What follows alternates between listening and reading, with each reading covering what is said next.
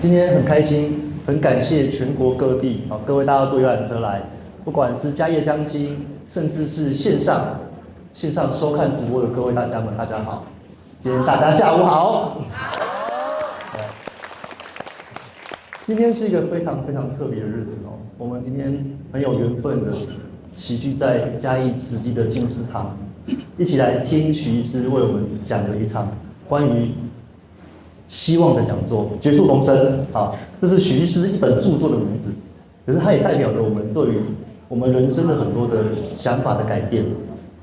首先哦，刚刚文宏师兄已经有讲，我还是要很谢谢这次跟我们一起办这个活动的慈济的嘉义自选中心，谢谢你们，真的，你看他帮我们摆了这么多椅子，啊，我们一起来摆，一起来把这个地方布置给大家。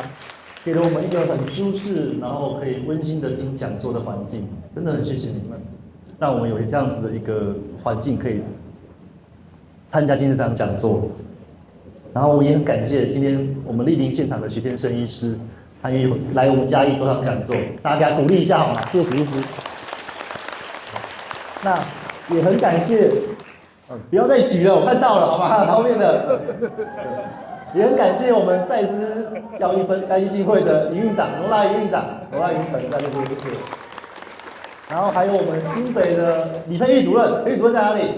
佩玉主任来，佩玉主任，感谢佩玉主任带队为我们筹办啊。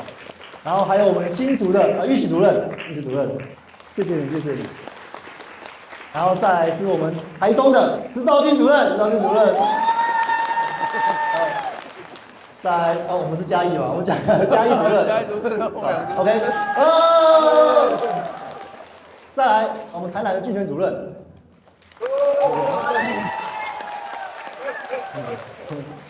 再来是我们高雄的林奇运主任，群主在哪里？在那边运主任，再来是我们屏东罗拉主任，还有我们远道从花莲过来的严兆恩主任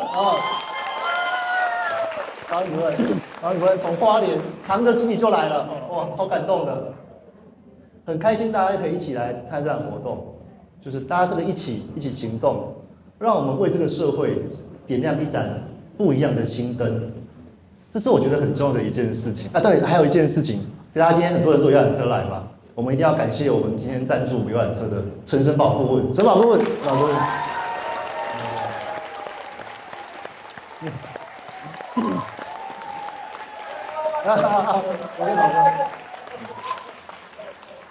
我们申宝顾问他接受赛事观念，然后他有很多的收益，所以他想要把这一份爱分享给我们全台全世界的各位赛事家族们，能够让我们母爱的来参加这场讲座，我觉得他这样子，这个行动让这个讲座感觉很温暖，而且也让这个讲座变得更圆满，真的很谢谢申宝大哥，谢谢你。再来，最后，我们一定要讲一下我们在远在我们最后面的嘉义的我们的工作人员跟我们志工团，真的，我们很感谢他们。他们带了很多书籍啦哈，而且尤其我们的文丽团长，我们那个温暖又坚定的团长在哪里？文丽团长在哪里？谢谢你的支持，对。我们志工团花了好多时间，用心用祝福，做了好多我们来这边跟各位分享的小物啊，有手工皂，有香膏，有很多东西，大家等一下可以去看一下。这些都是我们志工团的一份是我们的一个大精进制。那说明天看一下明天啊，所以常书会来这边带我们。那等一下呢，我想邀请我们的上人会来院长上台，为我们讲述一下基金会的精神跟我们的初衷，甚至我们今天这场讲座为什么而办，而这场讲座可以带给我们怎么样的心灵旅程？那我们热烈掌声来欢迎我们罗拉院长好吗？谢谢大家。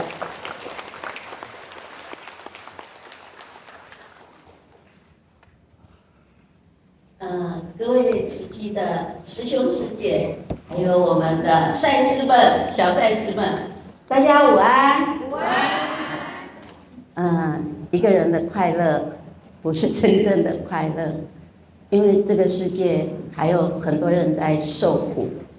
这一句话，是当年许天胜医师打醒我的一句话。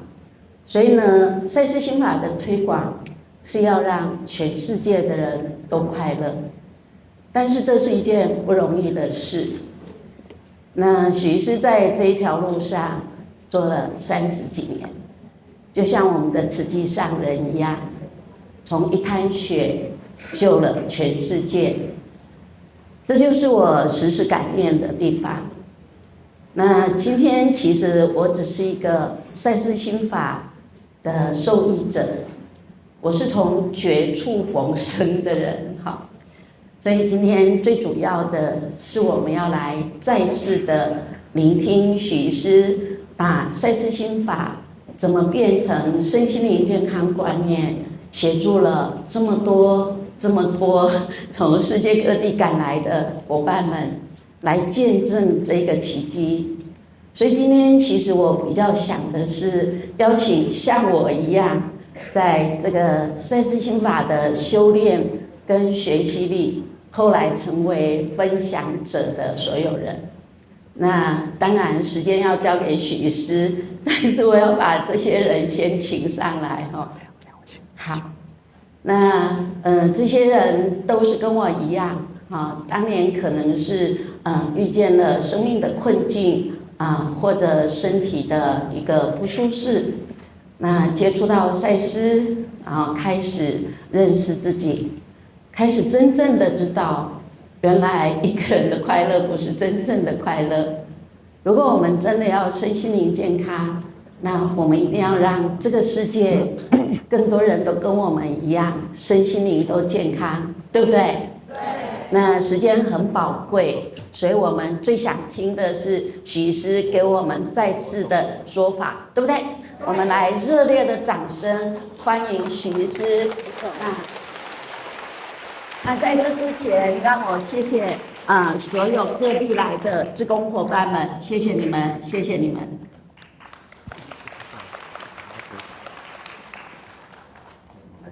举手机没有。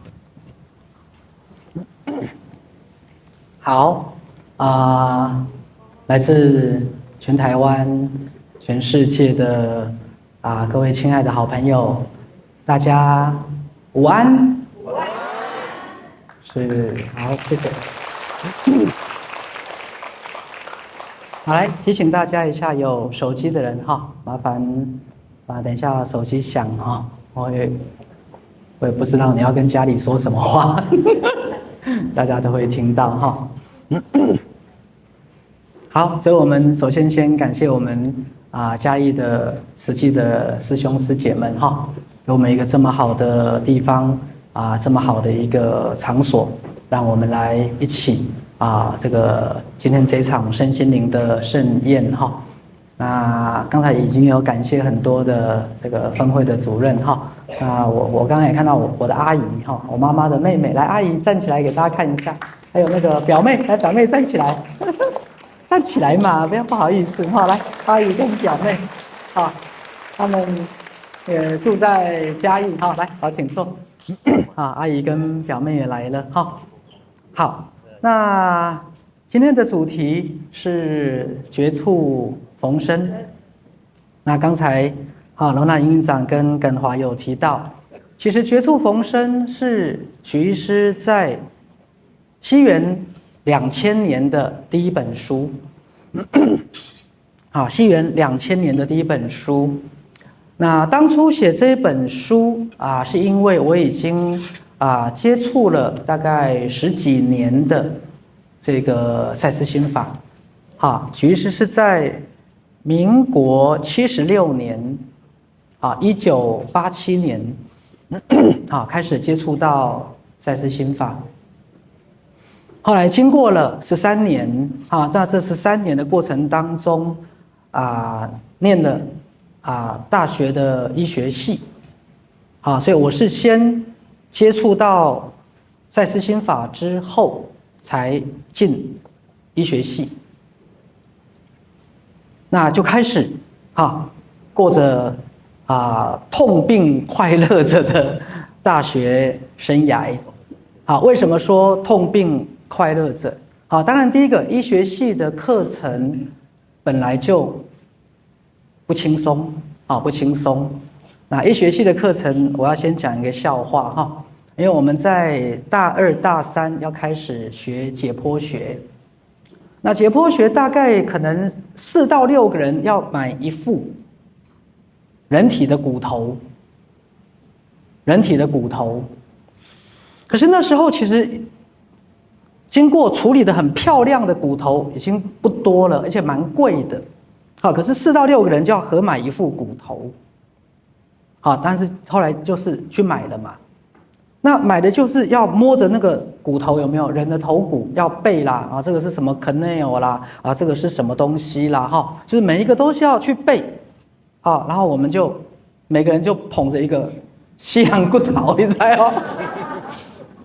那我有些同学他是外地嘛，就租房子嘛，那个房东经过就回去就拜拜，想说这些医学生怎么是捧着一个人西洋骨头在那边学这个解剖学这是以前念医学系，其实真的都蛮多笑话的那大家知道我们就是要解剖这个大体嘛，那说实话，刚开始解剖大体。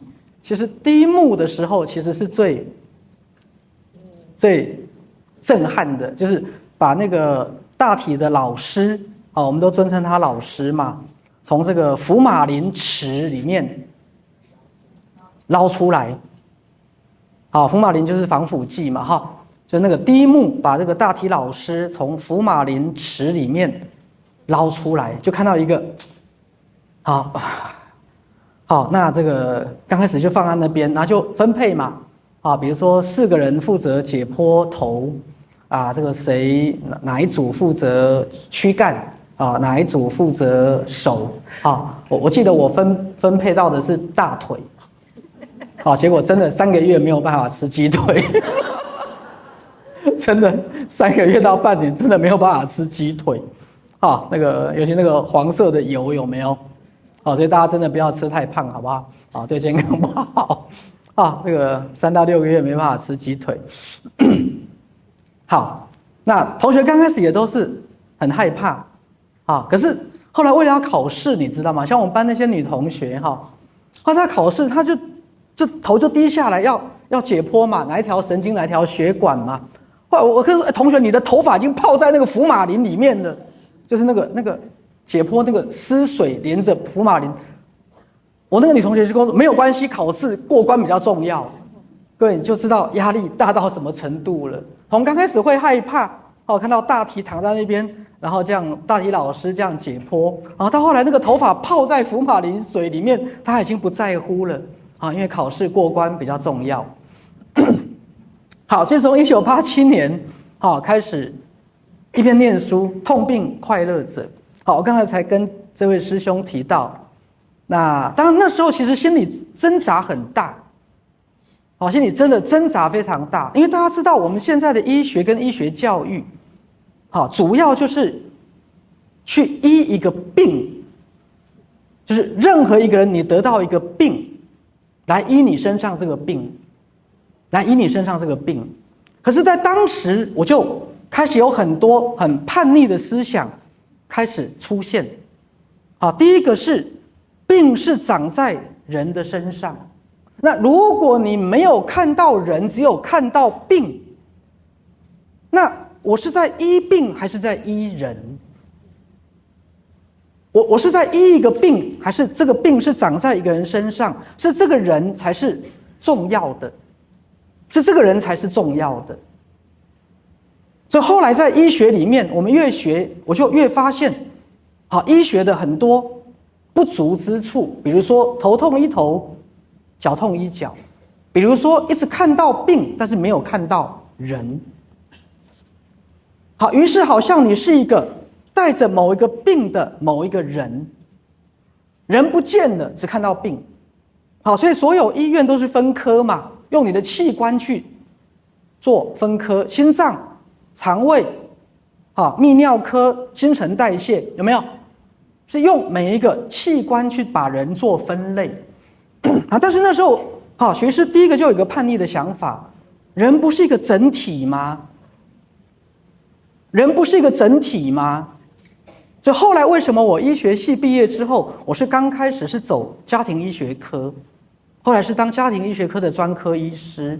好，就是那时候我就开始有个叛逆的思想，人是一个整体，任何一个疾病要从整个身体去看，那甚至要开始看到这个人，而不是我眼中只有病，我要看到人，看到人。那后来开始慢慢的进入身心灵观念的学习。好，我刚讲痛并快乐着。好，刚才才跟师兄在讲，就大家的很多生命经验跟生活经验来讲，你会觉得一个疾病其实好像不只是一个疾病。就像在赛斯书里面，赛斯讲过一句话。好，当然我们并不否定，好，心脏外科的医生，好，跟现代心脏移植技术的进步，我们完全不否定这一点。但是赛斯讲了一句话：最好的换心手术，救不回一个没有心要活下去的人。最好的换心手术，救不回一个没有心要活下去的人。所以如何让一个人不只是把他的心脏换掉，而是让他有心要再活下去。比如说大家知道后来许医师完成了家庭医学科专科医师的训练之后，我又重新到以前叫市立疗养院，现在在叫做台北市立联合医院的松德院区，重新再接受精神科住院医师的训练。就是因为我开始有一个很叛逆的思想，人所有的疾病真正的根源会不会不是在身体，而身体只是我们内在的能量的阻塞，我们内在的压抑、委屈甚至痛苦，是我们的苦难、我们的矛盾与冲突，甚至我们的不快乐，而最后透过身体显现出来。所以当然治疗身体的医生医护人员是伟大的，是协助我们的，毕竟身体的苦是所有众生，包括各位你们一辈子你们的亲朋好友会受到的苦。但是所有对疾病的治疗会不会不是只是从身体着手，它可以是从心理，它可以是从心灵，它可以是从潜意识，它可以是从我们内心的压抑的委屈、痛苦、伤心、悲伤跟难过来做这一块。可是各位你要知道，在我成为一个医生的训练过程当中，是没有这一块的训练。有这一块的训练叫做精神科，那精神科又只医精神疾病跟心理疾病。然后医疗肉体疾病的就完全只是在研究病理学、研究生理学、研究身体的病痛是如何产生的。简单来讲，从来没有在身跟心当中打通一条任督二脉，也从来没有在灵就是我们内在的心灵。好，大家不要误解，灵不是什么外灵、邪灵，都不是。好，我们讲的身心灵那个灵不是什么灵魂，也不是什么外灵，不是邪灵，那个灵是我们内在的什么心灵，是每个人内在的心灵。也从来没有一套学问是从我们内在的心灵来看我们的心理，来看我们的肉体。好，于是在我大学的医学教育当中，我刚刚讲矛盾、冲突、痛并快乐着。一方面我在学习所有的医疗的医学上面的身体的知识，一方面我每天在天人交战。那如果这个疾病它是透过肉体显现出来，那么它有没有一个根源是在心理，是在家庭，是婚姻的痛苦导致他活不下去，他才得这个癌症呢？而癌症会不会只是一个结果，不是原因？我们开始去思考很多不一样的概念的。各位，所以整个大学医学教育的我，其实每天在天人交战。所以我刚讲，后来走了全人的家庭医学科之外，我开始觉得不够了。如果我要真的去帮助一个人疗愈他的癌症也好，慢性病也好，我再怎么样从肉体层面，我再怎么样去开刀，我再怎么样去开药，我再怎么样去做手术，我可能都是在治标不治本。我开始有了这个叛逆的思想。各位，我开始有这个叛逆的思想。当然，好，目前的医学的确是在往这个方向走，但是我不能说它是不对的，因为毕竟那是我们人类整个发展的一个过程。可是我开始思考一件事，各位，就如在2011年，好，那时候我才跟师兄提到，2011年许医师到花莲的慈济的仁医会去讲一样今天这个题目绝处逢生，而时隔14年又来到慈济的嘉义，来，我们给慈济嘉义鼓掌一下。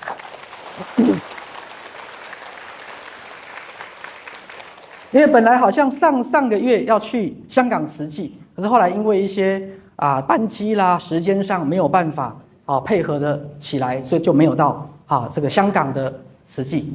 所以我就开始有一个叛逆的思考，有没有可能有一种身心灵的疗愈，是从我们的心理层面来？各位，什么叫心理层面？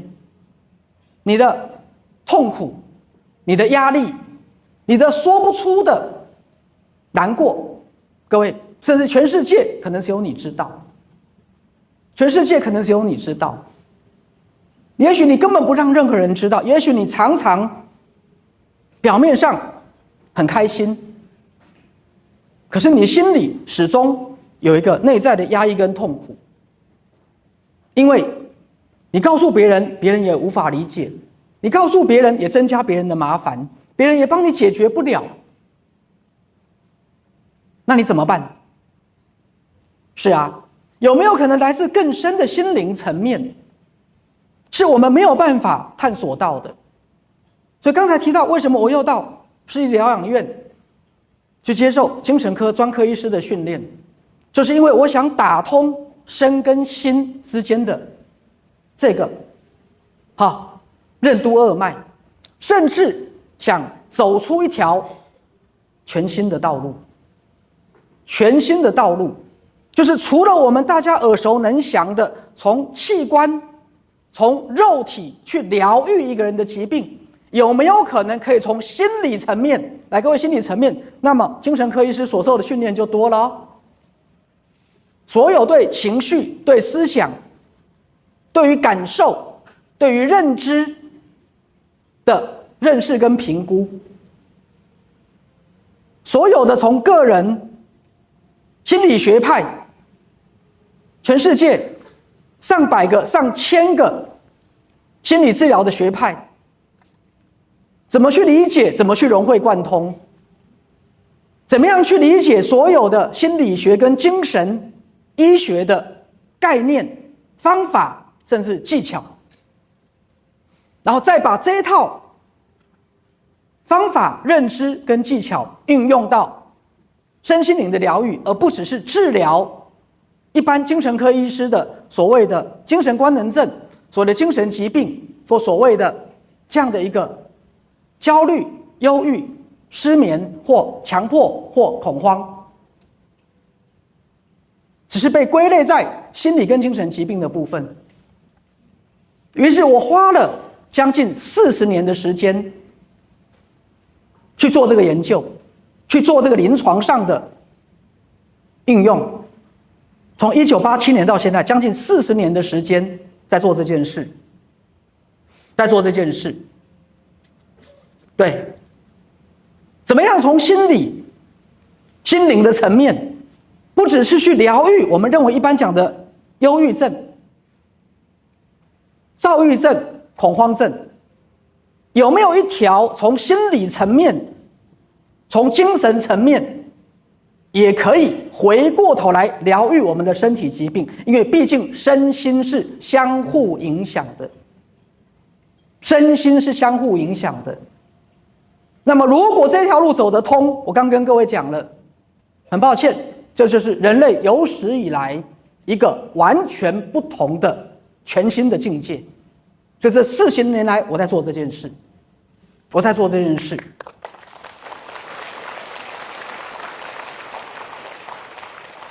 所以刚才我跟大家讲，或刚才工作人员把一些书，我今天不是来卖书的，各位不要误会。这些书其实代表了许医师这么多年来的心路历程，它代表了我将近40年来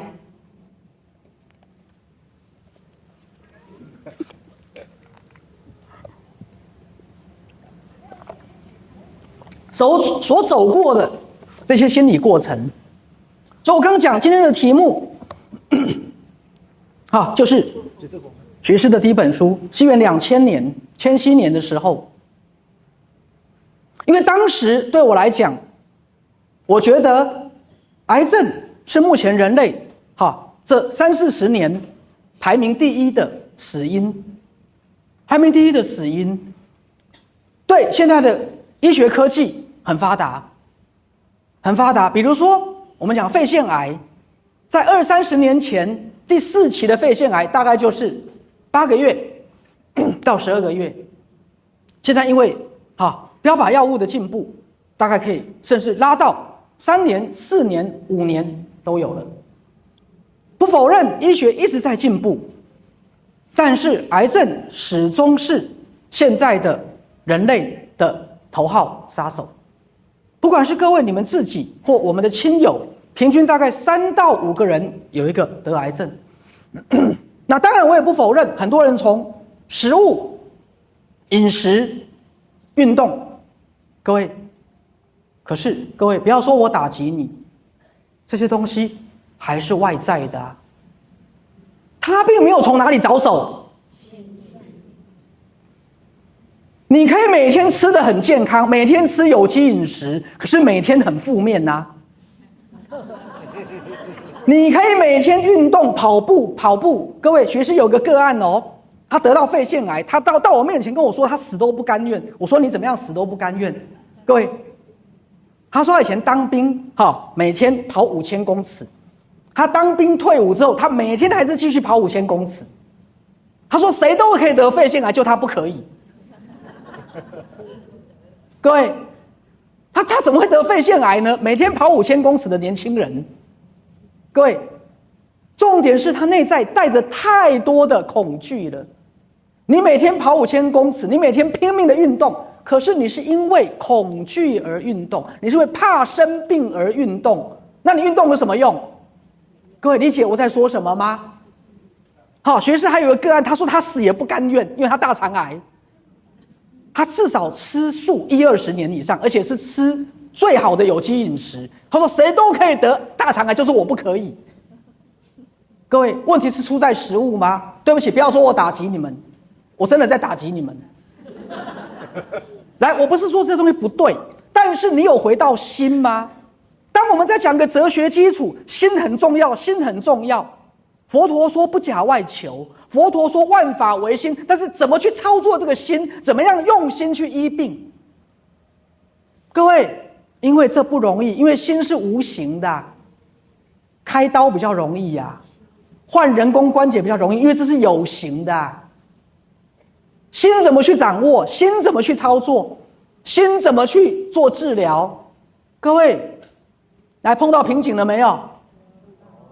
我们说万法唯心，我们说万法唯心生，我们说不假外求，怎么个不假外求法？你还不是在用饮食，你还不是在运动，你还不是在要吃有机饮食？来，我都不否认这些东西，但是各位，你有回来顾你的心不？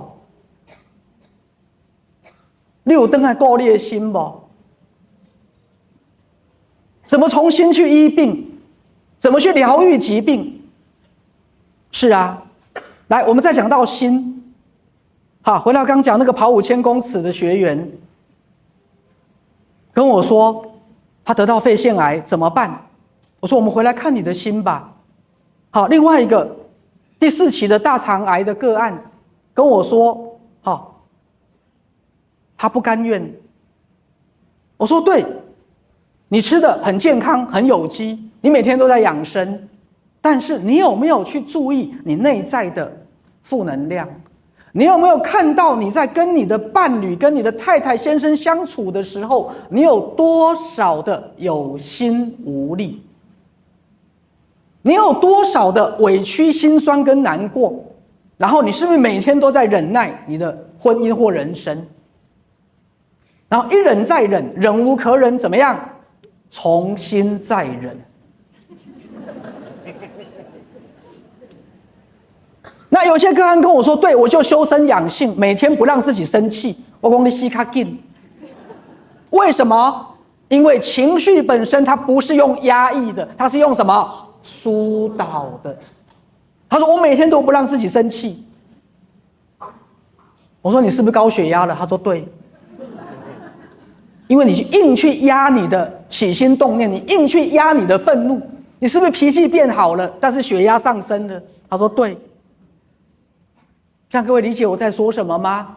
如果你以为所谓的情绪的处理就是不生气，情绪的处理就是不发脾气，各位对不起，你误解了。真正情绪的处理是了解情绪的根源，情绪怎么来，怎么走，怎么去疏通它，怎么去从它的源头看到它的起心动念，而不是只是一味的去压制情绪，只是一味的让自己不生气，一味的让自己心平气和。不好意思，然后每天在抄心经、写毛笔字。是啊，对不起，你的血压就上来了。对不起，有一天也许你就中风了，因为你用的方式是什么？压抑。你用的方式不是疏导能量。你在伴侣关系当中没有错，我们讲以和为贵。我们没有错，我们讲忍耐，没有错，我们讲不要冲突。可是当你去压抑、忍耐、不要冲突，你有没有去处理你压制下来的能量？各位理解许医师的意思？你有没有去处理你压制下来的能量？还是其实你一直都把它隐藏在心里面？所以回到我刚刚讲，从1987年到现在，将近40年，许是不断的把所有身心灵的概念整合到所有疾病的治疗。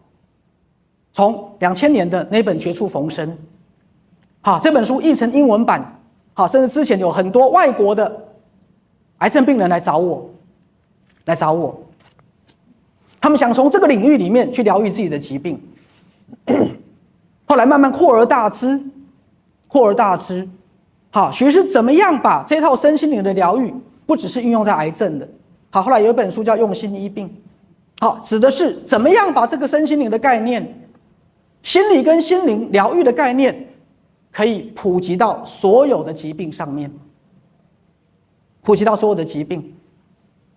好，那等一下我会做一件事哈，那个我要邀请我们赛斯家族里面，好，第一个，因为癌症，而你今天还活着，你上来告诉许医师，你为什么今天还活着？或也许有一些，比如说我们的许同学许同学啊，还有我们屏东的那个什么雪珍这个许同学，来各位，你知道他是什么病吗？他是主动脉剥离。主动脉剥离，各位你要知道，通常5分钟、10分钟没有送到医院，大概就快要撒尤娜娜了。我等一下会让许同学来说，他主动脉剥离之后，当然有送到医院去，最后他的主动脉剥离是自己主动脉粘回去自我疗愈，根本不用开刀，给他鼓掌。来，我先告诉各位，当许是走身心的这条路，就是跌破我的眼睛啦，跌破我的眼镜啦。所有我在医学院里面，所有在医学里面学的不可能的，在身心灵里面都发生了，都发生了。因为各位你要知道，我的正式背景是西医，我的正式背景是西医。我再讲一遍，许医师不卖任何的健康饮食，我不卖任何的商品，我们推销的是文化，好，顶多是有声书跟书籍。我们基金会没有在卖任何的有机食品，没有在任何的抗癌食物，因为我们就是走心法。许医师这40年走得非常纯粹，我不推销任何东西，我不走任何的商业路线。各位，我们就是走心法。好，还有刚我们的雪珍同学，各位，好，他是这个大肠癌，最后开刀的时候，他有开刀，大肠癌拿出来一颗，好，大概像婴儿头那么大，他已经在临终状态了，躺在床上半年不能下床，大小便失禁，他今天竟然可以再恢复走路，可以再变成正常人。好，我在讲我不知道今天有没有来那个台南的那个郑祥，杨胜祥今天有来吗？郑祥是我们台南的学员，他来找我的时候是医学系的大4还大5，中山医科大学医学系的大4大5，他是医学系的学生。好，他罹患了什么？腹膜癌，找不到原因，腹膜癌，好，已经到癌症的末期了，末期中的末期，他整个肚子全都是癌细胞。然后回去找他的中山医科大学的腹癌的教授，教授跟他说，我们可能要用治疗卵巢癌的药，因为卵巢癌最容易发展成腹膜癌。各位，杨胜祥，后来是他知道台南奇美，现在是台南奇美医院的神经内科的主治医师。来，我不是说你们每个人都要这样，我再讲一遍哦。我现在在这边声明，许医师从来不鼓励任何人不去开刀。我再讲一遍，任何说我鼓励你不去开刀都是骗人的。许医师从来不会鼓励各位不要去做医学的治疗，明白吗？因为身心灵的治疗，它不是要去对抗跟取代所有的医学的治疗，不是的，各位，不是的。好，后来那个杨胜祥，他癌症末期，他没有做任何的开刀、化疗、放疗，他到现在20-30年，他还活得好好的，还结婚。各位，我不是在讲你们不要做治疗，我是在告诉各位，当我们身心灵的力量找回来的时候，身体的伟大的自我疗愈力，来鼓掌。我不是说你不要找医生，我不是说你不要吃药，不要做治疗，但是我们的医疗从来没有强调什么人身体的自我疗愈力。来，我简单跟各位讲，请问你们 COVID-19 你们得过没有？你们怎么好的？你自己好的啊。你怎么好的？你自己好的啊。大部分你的感冒咳嗽，也许你有吃感冒药，你怎么好的？你自己好的啊。你说最近电视在广告带状疱疹有没有？来，各位，当然你可以去吃药，可以去打针，但是许医师有很多的个案，他也自己好了啊。所以我们的医学当然它不断的强调医疗的重要性，但是各位，这点我不否认，可是我们的医学忘记强调一点什么？身体伟大的自我疗愈力，忘记强调了我们要不断的强化身体天生是健康这个概念。而且我们的医学没有办法引导各位去了解，当身体是心灵的一面镜子，我们如何透过内观，我们如何透过觉察，我们如何透过去明白我们的内心来疗愈我们的疾病。各位，我知道某些专家多少有这样的概念，但是从来没有一个有系统的有这么大的一个 database， 并且我们最近台湾身心灵全人健康医学会已经把所有我们的操作写成医学论文，好像今年8月是要发表在期刊上面，来鼓掌。所有整个许医师、我们的基金会、我们的团队所做的这些东西，它已经要正式的成为一个医学科学的论文了。因为这条路我们已经走了30-40年，30-40年。好，所以我今天才来跟我们嘉义的慈济的师兄在讲，甚至未来我们基金会，我们所有的讲师也好，志工也好，我们都可以来免费的帮慈济培训大家做，对不对？甚至所有慈济的师兄师姐到我们基金会，我们甚至都可以在我们基金会的场地帮他们免费培训，对不对？因为我们的目的是为了推广，我们的目的是为了众生。所以讲的煽情一点许医师这30-40年来我讲句实话，真的就是日夜在研究，同时在理论基础打通理论基础，同时怎么样落实在临床的个案身上，同时怎么样看到我们这么多的癌友走上疗愈的道路，好，所以今天来到嘉义的慈济，我还是要不断的先跟大家讲身心灵健康3大定律，虽然很多是我们的老同学，但是我还是要再强调这三个大定律。第一个，身体天生是什么？健康的。来，许多人为了追求健康，每天担心自己生病。你不相信身体天生是健康的，你不相信身体是全宇宙最高智慧的结晶，你不相信众生皆有佛性，佛性展现在身体上就是自我疗愈力，就是身体天生是健康的。你不相信身体有伟大的自我疗愈力。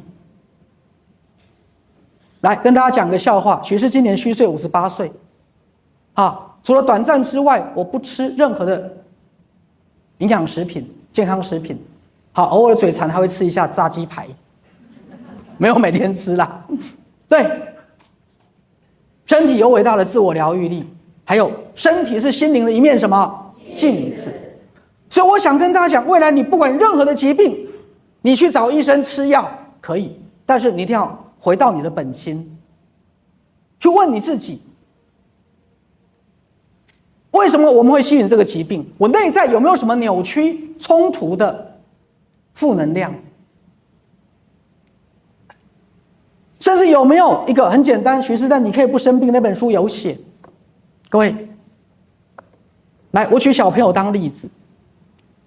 来，我先讲我小时候，我小时候不太容易生病，可是我都是在大考的时候生病。比如说，我记得那时候考高中的时候，好像出德国麻疹，得德国麻疹。考大学的时候我忘记了。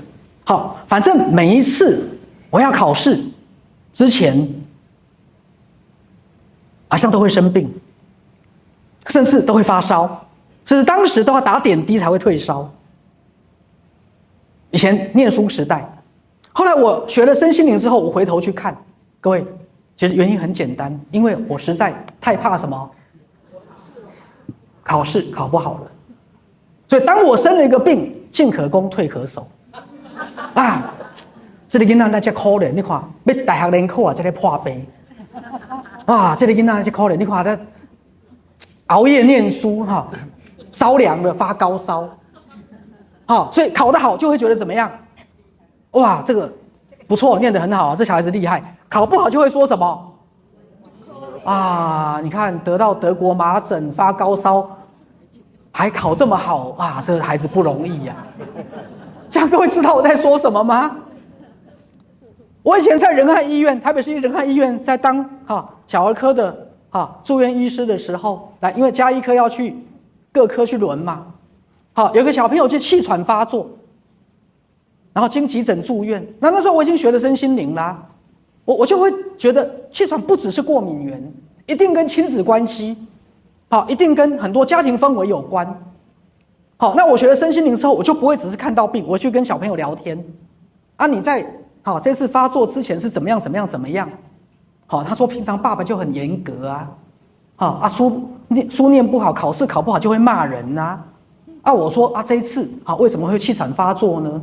因为打破爸爸最喜欢的花瓶。这现在无气喘发作，我们在用拍到什么所在去，你知道吗？夭寿死囡仔。原来你的气喘发作里面不只是真的有过敏源，还包含了什么？害怕考不好被骂，害怕打破爸爸的花瓶，等一下被揍。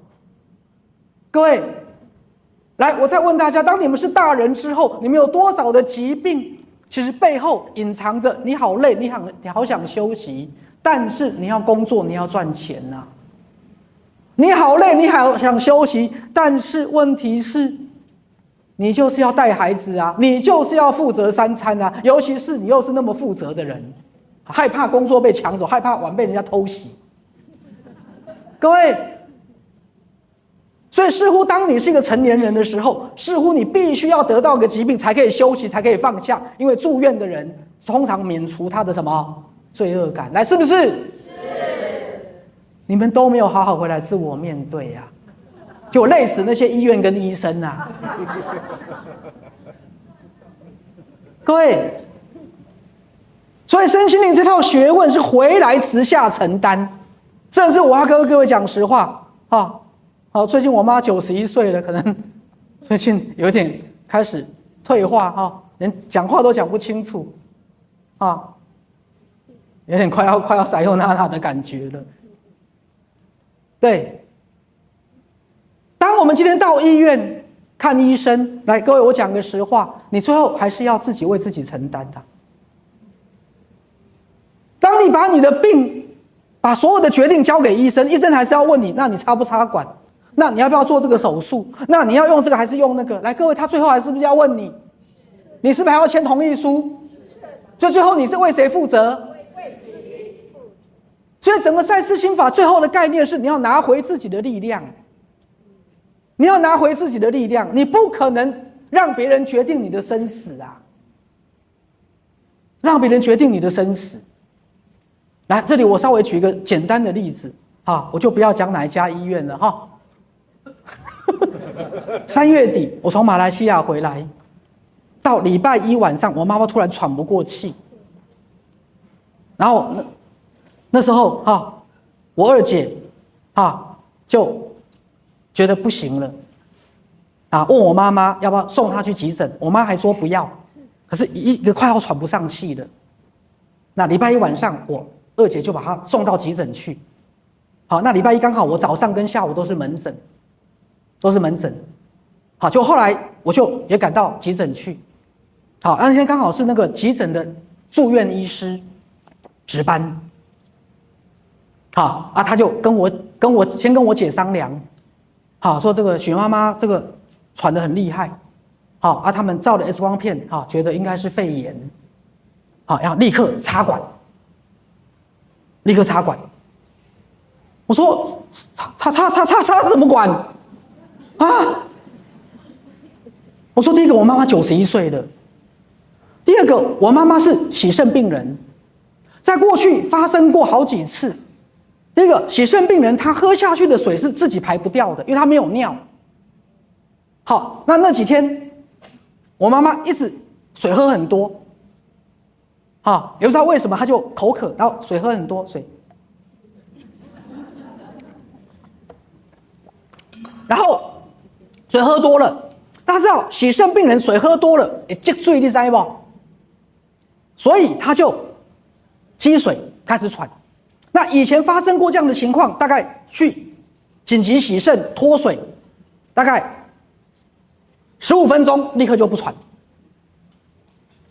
，15分钟立刻不喘。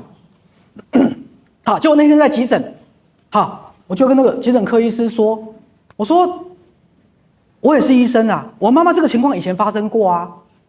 我建议你们立刻安排紧急洗肾，把水脱掉了就好了。他就跟我说目前没有这个紧急洗肾如果要安排要等3天。3天，我差点昏死在那里了。人送到你急诊，跟我说要排洗肾排3天，你现在人在喘了。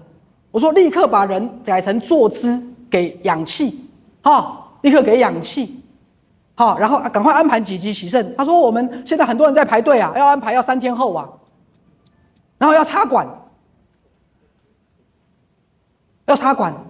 我就说我不同意插管。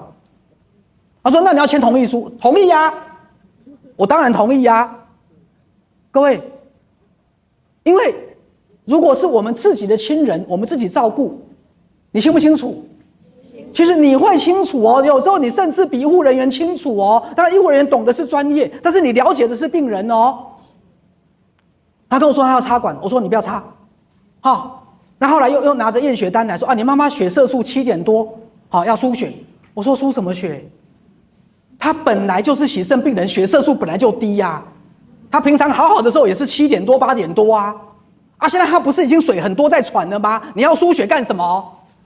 我没有这么粗鲁啦，我是当场就要打人的那种概念他现在已经水太多了，要吸不过气了，你还要输血，你是在按照你的 SOP， 但是你有没有看到病人啊？你有没有整体考量啊？还是你头痛一头脚痛一脚啊？各位听懂我意思吗？其实是在讲拿回自己力量的过程啊。他说那你不需输血，你要签同意书，签啊！一把火上来啊！然后我说，如果你们没有办法，安排紧急洗肾，我妈妈反正第2天早上，礼拜2早上7点就有洗肾了，她自己的那个洗肾的地方。结果那个急诊的那个住院医师竟然说你们这个这么紧急那个洗肾中心不会接的啦，干嘛还在那边给我泼冷水？各位。后来我们就紧急联络我妈妈外面那个洗肾中心，离那个医院的急诊大概开车5分钟就到了，3分钟啦，就到了。各位，结果后来洗完了有没有好？好了，到现在有没有好好的？各位，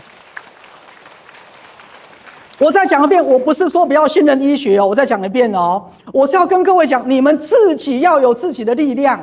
我知道你们不是医生，你们没有办法判断，可是有时候你们自己照顾的亲人，你清不清楚他的身体？你清楚，你清楚。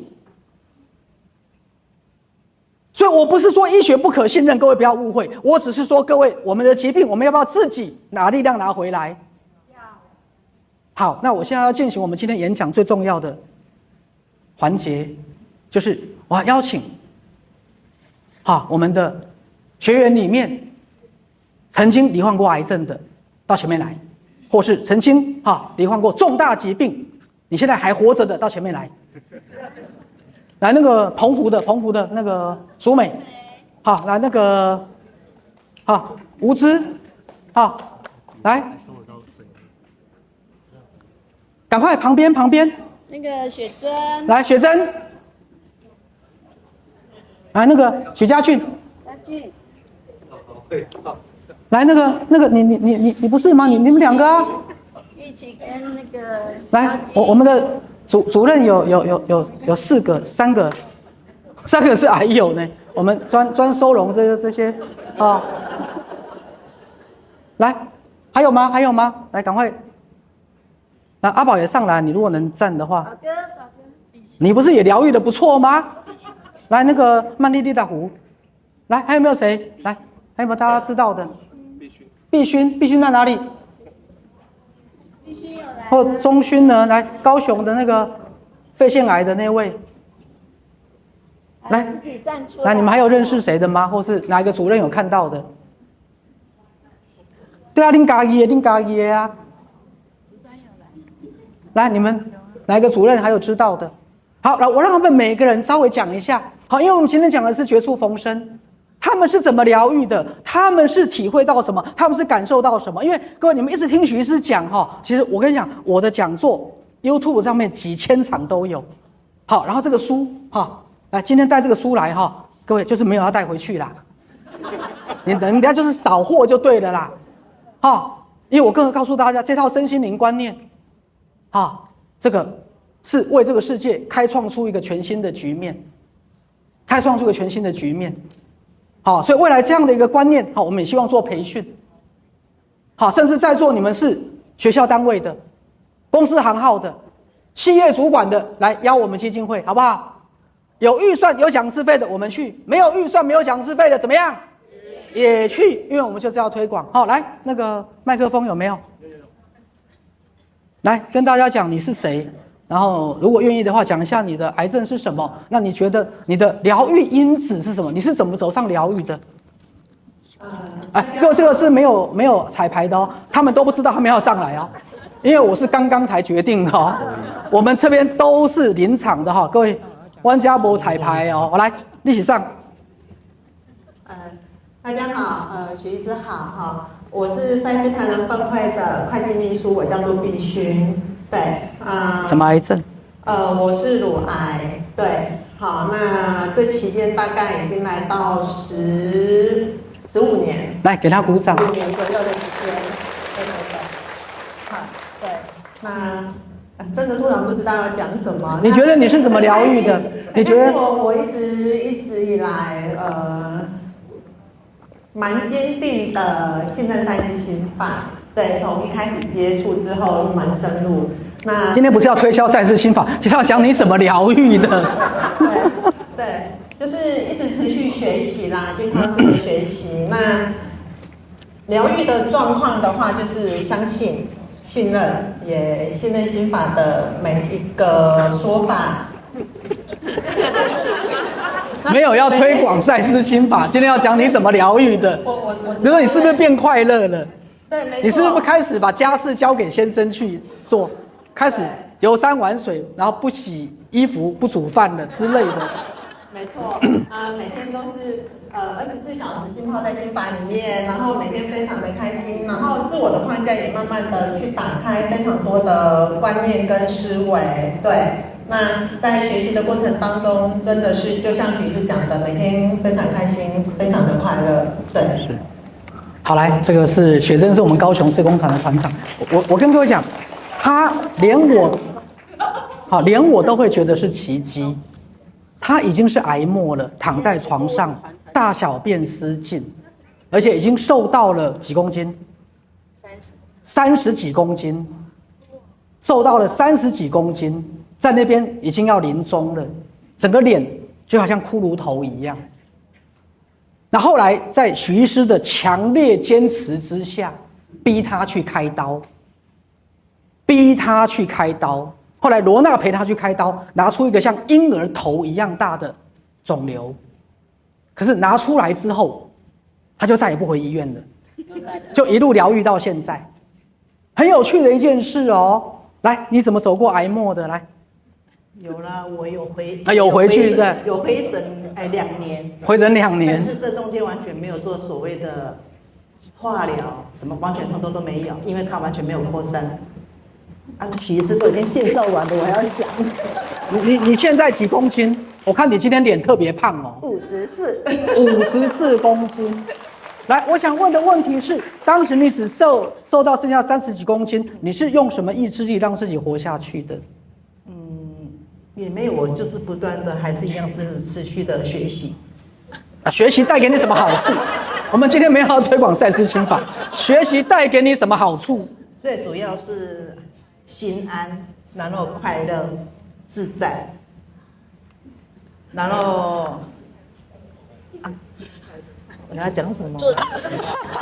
最主要真的是做自己啦，学会如何做自己。简单来讲，不是在那么的压抑、委屈。来，我先讲一遍哈，为别人着想是对的，是好的。可是如果你为别人着想到你不断的压抑、委屈、痛苦，那最后生病的是你。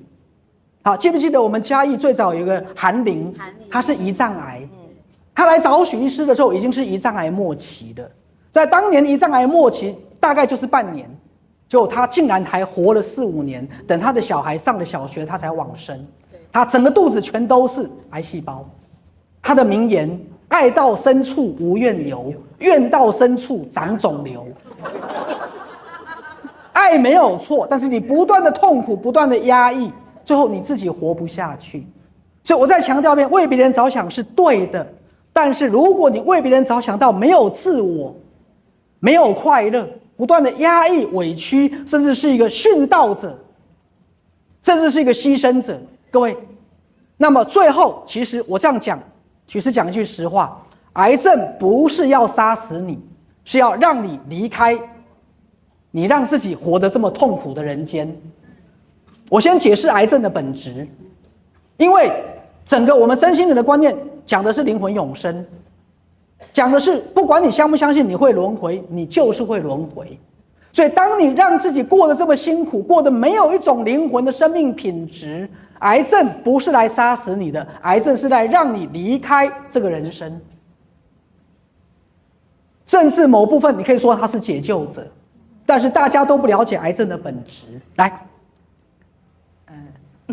我先讲我的状况，我是2014罹癌的，但是这中间我就完全没有，因为那个时候因为我很养生，而且刚才是很养生，专门吃有机饮食，就是他得大肠癌。对，而且我都还断食，我每年都还断食，我断食持续了差不多应该有9年的时间，然后1年里面一定有3次都是断食，每一次都是1个礼拜，结果我还得到大肠癌，就是因为这个原因，我才一开始我2014年我就没有所谓的再到医院去做治疗，因为我觉得那个时候其实我还没有接触那个三思心法，那因为我那个时候也不知道所谓的心理，我只知道说心理，我认为是我的心理生病，所以我就直接到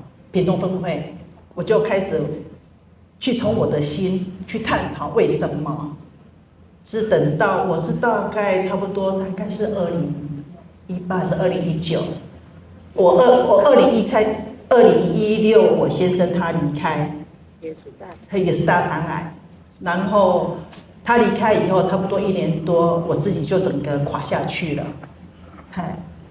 那开始就是我的整个生病的过程了，从可以就是以前就是正常，到完全整个瘫了，那什么都是要人家帮忙，我完全没办法自理。然后在这中间，我还是很坚持，我不要去走医学的治疗。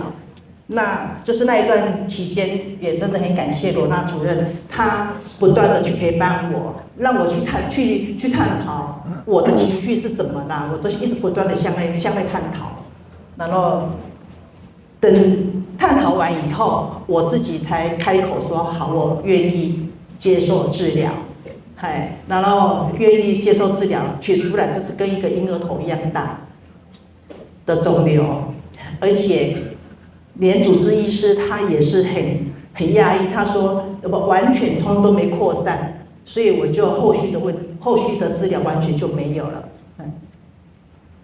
就这样。好，我们谢谢学生的分享。其实从心灵的角度来讲，应该是他内在对先生的依赖，跟最后在失去先生之后，他如何重生，如何回来找回自己的力量的一个过程。来。我是谢淑端，来自台中。我是子宫内膜癌，还有慢性病方面是忧郁症跟自律神经失调。子宫内膜癌是5年前手术的，那现在已经算超过5年，我不是重大伤病患者了。那也是后2、3年，我自己也是因为接触这新时代思想，我可以有那种有那个自信，我就没有回诊。不过这不是要讲这个给大家当引导，不是，那是我自己个人觉得我有信心，我没有去做回诊这样。那再来这个自律神经失调跟忧郁症这个慢性病，可以说让我在真的是那种。也是自己觉得是绝境了，走不下去的生命了。这个吃过无数的药，吃过无数的健康食品，最后虽然花了无数的金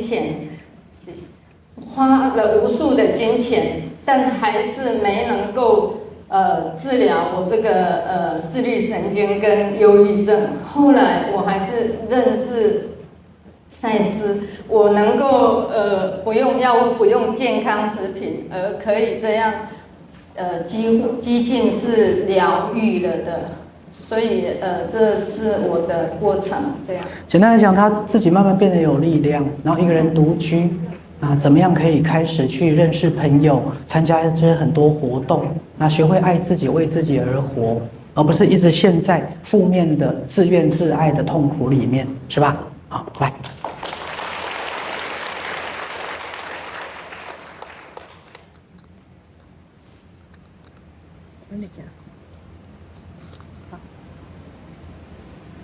好，亲爱的大家午安。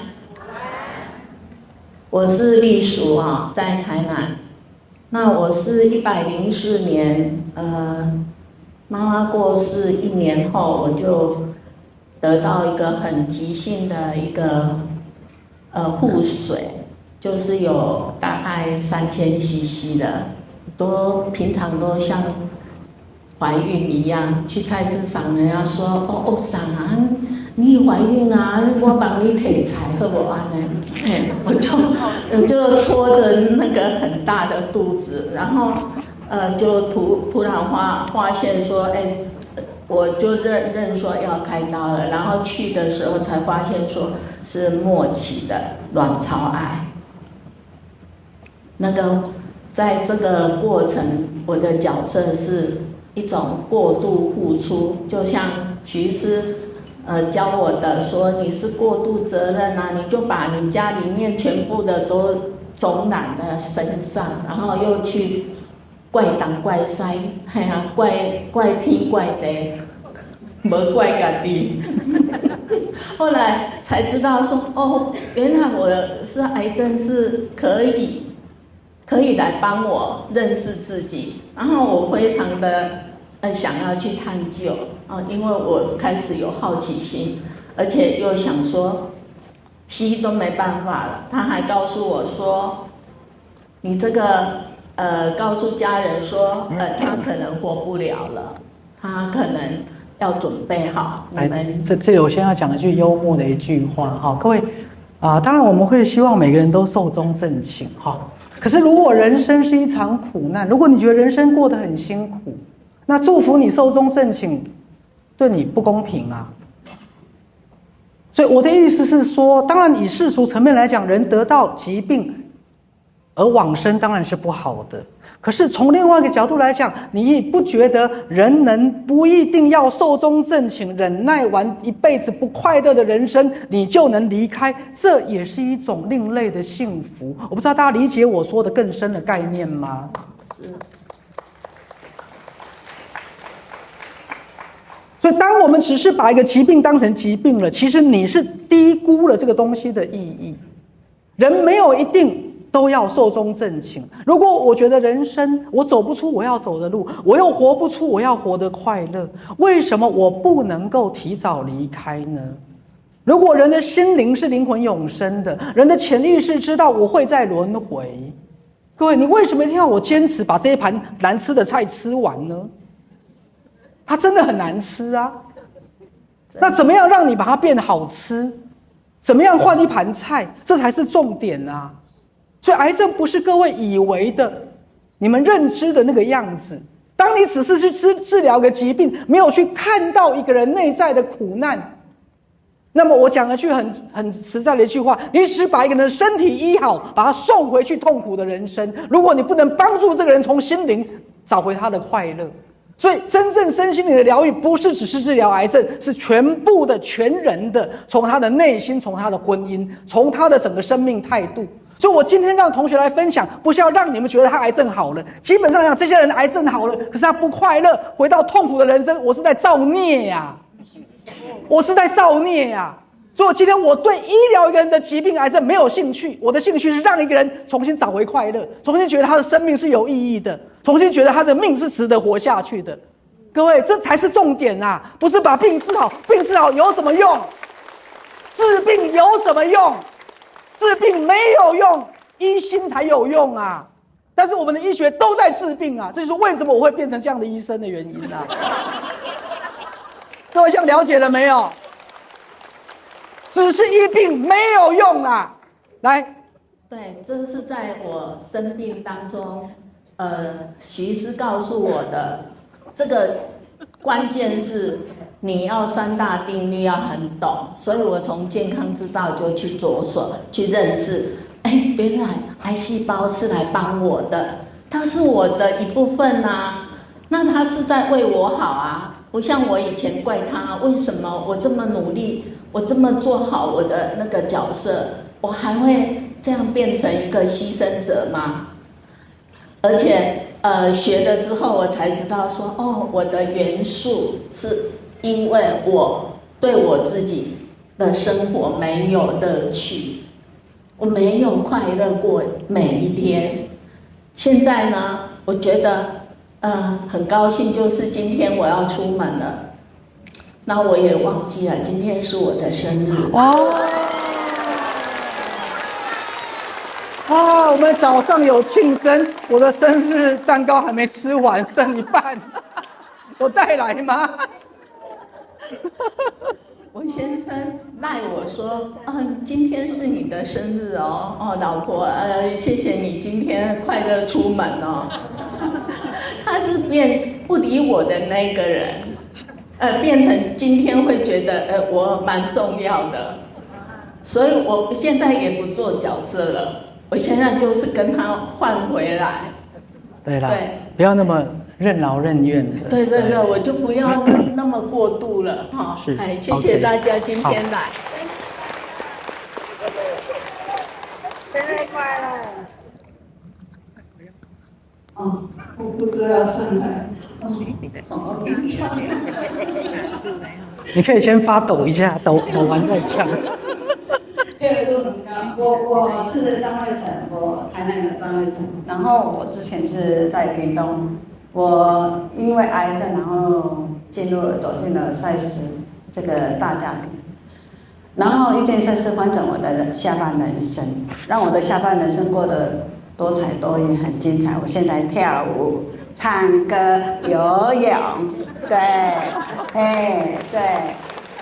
很开心，还可以分享，还可以到处学校上课，分享我的学习赛事心法，引进他们来听 Apple， 还有带一个很陌生的那个这个在网络第一次。他一个从来就引进他带来这边的他也很大胆就跟我来了，对我很棒，我觉得我有遇到赛斯是真的是我的癌症是我，这一辈子宇宙给我最大的礼物就是癌症，让我可以没死金牌，可以什么都可以不用做，因为我以前是任劳任怨，承担自己的责任，别人的不该承担也承担了，到最后变成一个怨妇，那个怨妇，对。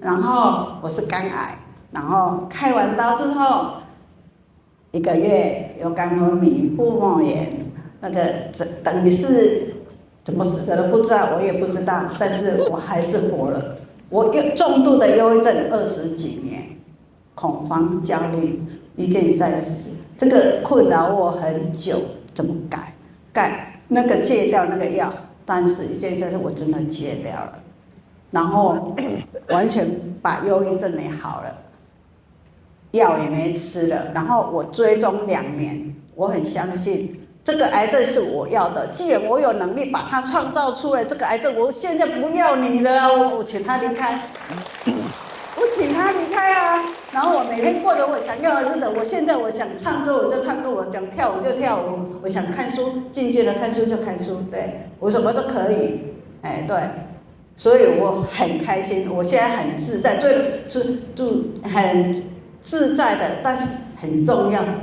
学习赛事心法，心想事成，心在想，什么东西就出现了。我现在就是显化出来很快。我现在想，我睫毛没有了，隔天我妹说，刚好有人送我睫毛膏呢，然后我也看到一个包包，然后我就好，要不要？哦，不要。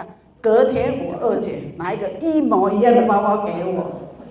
我今天要来的时候，我6月16号我是期末考啊，我家庭日我怎么办？我大嫂啊，我要怎么办？啊，大嫂也要来，我就可以两边都来了。然后我就捐了1000。我礼拜四我在车上有分享。我坐在我家里，自然人家主动的拿1000块来给我，我不要推出去，他要推进来，推出去推不来，我说不要了，不要给我拿回去啊，我赶快要拿回来了。没有开玩笑，这个真的是你想要什么就有什么。好，我们谢谢这种的分享。来，学叔稍微做一点补充哈。来，我再讲一遍，今天不是成果展示，我也不是在告诉大家疾病疗愈有什么了不起。我再讲一遍，整个赛斯心法的概念在于，今天人罹患了某一个疾病，过去我们的观念是认为，我怎么这么可怜，我怎么这么倒霉，我的身体为什么生病了？可是刚才身心灵健康的第3大定律还记得吗？身体是心灵的一面镜子。好，我用很简单的白话讲一件事，就是身体本来应该是健康的。那一般而言，当你的身体出现疾病跟病痛的时候，代表你内在的负能量、扭曲、不快乐、钻牛角尖、痛苦的心情以疾病的形式显现。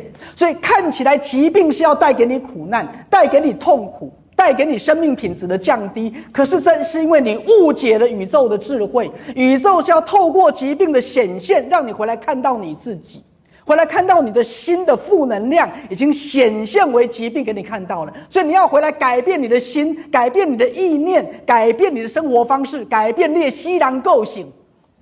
那么于是你的心的正能量又透过你的身体显现健康给你看，所以疾病是一个化了妆的祝福。今天不是你把病医好了就没事了，它是让你认识你自己，是要让你的人生离苦得乐的一个显现的东西，这才是真正身心灵疗愈的真意。所以各位，我再讲一遍，如果你只是以为许医师要疗愈疾病，各位对不起，你小看我了，你小看整个身心灵的概念了。它是一个学习跟成长。你以为只是把疾病解决了，人就快乐了吗？没有，没有。好像这是我们的吴芝老师哈，他是我在台中第1期的癌症团疗的班长，好，也不知道为什么他活到今天，好，因为我们的赛斯天堂还没有弄好，他每次就问赛斯天堂好了没有，好，怎么让我等那么久，我什么时候才可以死？就说还没有好，还没有好，再忍耐一下，所以他一直就没有死掉。来跟大家分享一下。我是小学老师。教了40年，退休。我很年轻的时候，大概30几岁的时候，我就亲近正言师父了。当年的寻根之旅，我参加了；台中的教师团活动，我也参加了。60岁那一年，那个还没有退休之前，我每天很恭敬的把静思语抄一句在黑板的右边。升完旗进教室，教学生先念静思语，解释给他们听。退休以后，60岁那一年，我得了癌症。开完刀那天傍晚，我忽然间想通了，疾病是我自己创造的，我过去的生活方式出了问题了，我当下决定不走回头路，但是新路在哪里还没找到。因为我开刀那一年是90年的1月17号，许医师的第1本书《绝处逢生》是在2月底，当年的2月底才出版。所以呢，我开完刀有1个半月的挣扎期，到了2月底，《绝处逢生》拿到我手上。我很开心的把它看完了。我觉得我找到了我的新道途。当下身体出状况，我要先顾好我的身体，我才能继续做我想做的事。所以呢，读赛斯心法对我来说一点都不困扰，是一些新观念，但是大部分都是师父当年的教诲。当下我要把身体先顾好，所以学赛斯心法跟许医师学了5年，然后我就开始带读书会了。我觉得这是一道很好的法门，非常生活化，也非常人性化，很好落实在生活中。师父当年的教诲已经很浅显了，但是赛斯心法讲得更贴近人性，更容易落实。所以我学的赛斯心法24年来，到今天我站在这里，我必须要说，赛斯心法改变了我的生命过程。赛斯心法也帮助我落实了师父当年的教诲，都呈现在我生活中了。非常感恩。好，我都怕他们太强调了这个。好，这个淑美同学哈，来之前我们赛斯村美国加州大口黑炉就是他提供的。好，他是澎湖海事学校的老师。好，我先跟各位讲一个笑话。今天罗娜跟我说，澎湖那个淑美会来耶。我说就是那个美国加州大口黑炉那个吗？我说我以为他已经往生了。我说我今天没有看到，我真的以为他往生，因为他之前好几个月前，他之前去赛斯村，他已经全身转移到骨头了。我真的以为他往生了，所以我今天看到他其实很高兴。淑美，你怎么还没有往生？我也不知道。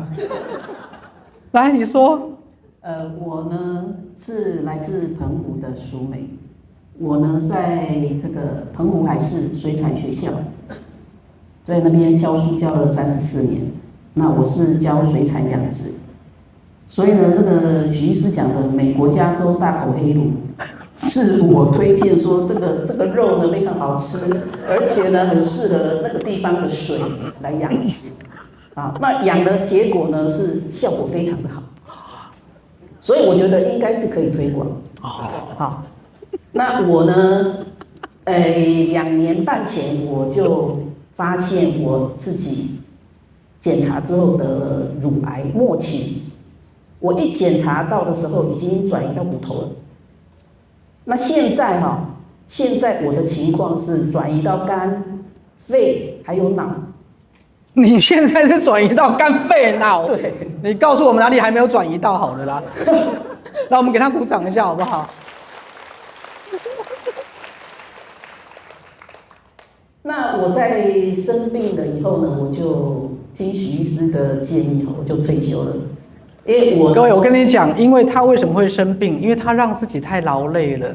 他同时当澎湖海事学校的老师，他同时自己在投入建筑业，然后他跟他女儿，他们自己在澎湖好像盖了30-40间透天。40户透天，要负责工程，负责交屋，负责所有的从买土地。来，各位，一个女人，你到底是要怎样？你到底是要怎样劳累自己？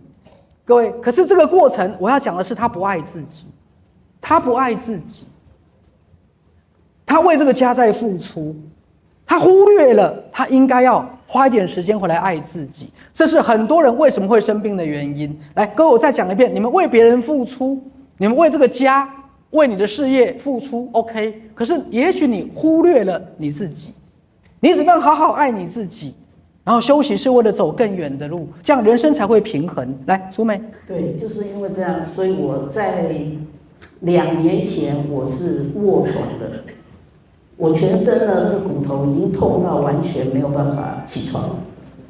那起床就是呢，为了要赶快去上个厕所，赶快再回来，然后躺着，连刷牙、洗脸都完全没有那个拧毛巾都没有力气，反正就是很痛啊。那后来呢，我女儿就带我到我们澎湖的这个三军总医院去就医哈。那我就找到这个血液肿瘤科的主任，那这是一个年轻医师。那当时呢，他呢正在推这个医疗自主，意思就是说呢，你是癌症病人，身体是你的，所以那个医生很好玩哦，他是问我，哎，你觉得应该要怎么医啊？他问我，这个叫做死马当活马医啊。然后呢，我就跟他说，原则上你不要让我生不如死。我说你如果让我很痛苦，生不如死，那我就死了算了。对，然后他说我身为一个医生，我的现在这个情况最主要的目的就是让你减轻痛苦。好，那我就跟他说好，可以，但是我有一个条件，你不要呢开吗啡给我，因为吗啡呢它本身是会上瘾的。我说这会不会上瘾？他说当然会。你都要死了，你在乎那么多干什么？至少我不要上瘾之后呢，我还有机会翻转。上瘾之后只会越吃越多，越打越大，最后就你要拿回自己力量就越有困难。好，当时我的脖子因为呢癌细胞已经吃了一些脊椎骨，所以我的脖子整个都没办法转。然后呢，腰椎、脊椎，这个骨盆腔、这个骨头呢，都有被癌细胞吃掉一些。现在也继续在吃啦。那我就跟他抗衡哈，我每天呢都补钙，然后呢保持心情愉快跟他抗衡。然后呢就这样子打了这个，后来医生给我打了这个保骨针，癌骨瓦，打了大概3个月之后，我发现我好像可以慢慢起来了。于是我就开始慢慢增加我起来的时间，我先补充一下，这样大家有没有希望跟信心？今天站在你们面前的是2年前就癌末、脑、肝、肺全都转移，之前已经躺在床上快临终的人，他现在站在你面前，我也是今天才知道他还活着。各位鼓掌！来，我还是要讲，我今天不是要讲善事心法多伟大，我还是要讲每个人内在伟大的自我疗愈力。徐是要你们拿回信心，徐是要你们拿回自己的力量，这就是我们一直在推广的，每个人如何让自己有力量。阿莲，我了解吧？来，继续讲。那我呢，也是继续在学习这个许医师刚刚讲的拿回自己的力量，因为我认为身体是我的，我才知道我舒不舒服啊。你医生你哪知道？结果后来呢，就阴错阳差之下，医生呢帮我开的药。1天要吃4次止痛药，然后呢，我心里想，我已经有比较好了，我可以站起来了，我是不是这个止痛药呢应该慢慢来减少？所以我就自己开始练那个超慢跑。从2年前，1年多前的4月份我就开始，一开始我只能跑5分钟，大概就是暖身段没办法没力了，然后因为腰会酸会痛。然后我想说没关系，一开始5分钟就5分钟吧，然后就这样慢慢循序渐进。那我呢，晚上就睡眠的时间就开始越来越长，甚至我可以一觉到天亮。止痛药呢，我从4次自己偷偷减了之后呢，我去医院就诊的时候，我就跟医生讨论说，医生不好意思。我现在呢减了剩下3次，我觉得还可以耶。所以医生就说3次你真的可以吗？我说可以，他就给我开3次的止痛药。我说好，那我就继续这样子，然后继续练了超慢跑。再来我又偷偷想说，可以3次，是不是可以2次啊？早晚就好，每天吃药好累哦，而且呢吃药是毒我每天吃那么多毒干嘛？后来我又偷偷减了。然后再去跟医生讨论，医生说：“你 OK 就好啊，早晚2次。”好，那现在呢？现在因为转移到脑，所以我就开始吃标靶。前一阵子呢又复发，所以整个肿瘤一直大，很快哦。那我就跟医生讲，医生说那我们是不是就来换药？因为之前他开给我这个化疗的药，我才吃1个月，1个礼拜吃1颗而已哦，我就觉得好痛苦。因为呢，每天哦胃全部都是胀的，根本吃不下东西，我的体重马上就减，一直减，好快，整个肉呢都垮下去。我心里就在想，难怪那些得癌症后来化疗的这么快就走了，因为根本没有体力可以对抗癌症啊。后来我就跟医生说，这样不行，我这个我药不要吃。我说这样我完全没有食欲。我一想到食物我就恶心就更不想吃。我的小孩去买了新鲜的鱼，煮鱼汤给我喝，我根本想到那个我就恶心了，根本吃不下。所以后来我就请医生，我们就换药标靶。那这阵子吃一吃呢，就越来越好，越来越好。其实我呢，这段时间以来，这1年多以来，我的行动是像现在这样是可以自如的，是这样。那刚刚徐医师呢有提到说拿回自己的力量我心有戚戚焉啊，因为我的同事，我有2个同事，男同事，他们呢也是癌细，也是癌症，在去年的时候，2位呢几乎差不多隔了1-2个月而已，2个都往生了。那时候给我的感觉，我有点震撼，想说奇怪，怎么那么快啊？怎么那么快啊？但是我每天呢还是都在进修啦，就是其实这个赛斯心法我每天都在进修。癌症不是绝症，我都记得徐医师的这个 CD， 每天听，然后呢健康之道我每天看，然后呢就是我看第3遍了，因为我觉得每一遍看都不一样的感觉，重点好像都有一点不太一样，体会不同。那我最近呢也有体会到，就是说，其实我在做减药的过程当中，我发现在赛斯书里面也有提到，他说其实过多的药物对癌症患者其实是有害的，所以大家真的要学习如何把力量拿回来，每天要告诉自己，我们的身体有伟大的自我疗愈力，一定的。好，我们这边也是人分享哈。好，来从这边讲噻。好，因为他们担心时间不够。好，来，我稍微补充一下哈。癌症的疗愈，好，比如说这是我们这个现在台中的主任昭金哈，他带黑的昭金了哈。他本来是一个家庭主妇，后来他自己创业，跟先生运动品牌。后来他是罹患了乳癌，那我要从他的例子来讲疗愈。通常癌细胞代表了一个心灵想成长的动力，可是因为自我被原来的框架性的习性所框架，我们被我们的惯性的人生、惯性的角色、惯性的思维方式把我们框架了。所以今天如果我们讲淑美也好，昭金也好，怎么样去扩展？所谓扩展的意思是，比如说昭金，好，他把他们的事业做得很好，可是各位再做下去，也就是赚更多钱而已啊。那赚更多钱，也就是留更多遗产给小孩子而已啊。你自己真的有花那么多吗？你们都舍不得花，对不对？